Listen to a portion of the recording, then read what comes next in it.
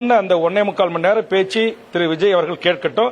அதில் அவருக்கு எது ஆட்சேபம் இருக்கிறது, அதில் அவருக்கு எதிர்ப்பு எது இருக்கிறது என்பதை குறித்து உங்களை போன்ற பத்திரிகையாளர்களை அழைத்து அவர் சொல்லட்டும். அதை நான் திரு விஜய் அவர்களோடு நேருக்கு நேராக விவாதிக்கிறதுக்கு தயாராக இருக்கிறேன். தங்களுடைய படம் ஓட வேண்டும், பணம் சம்பாதிக்க வேண்டும் என்பதற்கு பல மசாலா.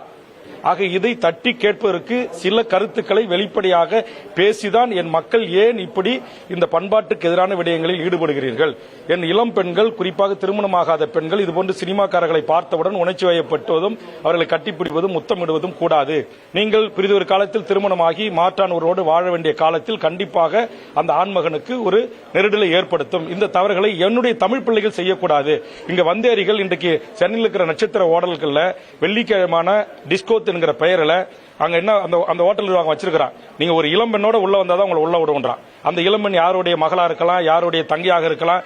அப்ப அந்த இளம்பெண்ணோட அங்க போன அங்க டிரெஸ் கோட் வச்சிருக்கிறான். அங்க வெறும் அரை உடை, கால் உடை, இது மட்டும் தான் உள்ள வரணும்ன்றான். இப்ப இதையெல்லாம் எதிர்த்து கடந்த காலங்களில் அடிச்சு நொறுக்கி போராட்டம் நடத்தியவன் வேல்முருகன். இவரை விட புகழ்பெற்ற நடிகர்களை எல்லாம் எதிர்த்து நான் பேசியிருக்கிறேன். ஆக என்னை பொறுத்தவரையில் சுமார் 40 ஆண்டு 45 ஆண்டுகளாக தமிழ்நாட்டுடைய சினிமா கலாச்சார சீரழிவுக்கு எதிராக என் கருத்துக்களை ஆணித்தரமாக நான் முன்வைத்து வைக்கிறேன். ஆக அதையெல்லாம் வரலாறு தெரியாத இன்றைய விஜய் ரசிகர்கள் என்னை ட்விட்டர்ல, பேஸ்புக்ல, முகநூல்களில் நீங்க எழுதுவது ஏற்புடையது அல்ல. உங்கள் தலைவனை என்னோடு நேருக்கு நேரம் விவாதிக்க அழைத்து வாருங்கள். நான் அவரோடு பேச தயாராக இருக்கிறேன்.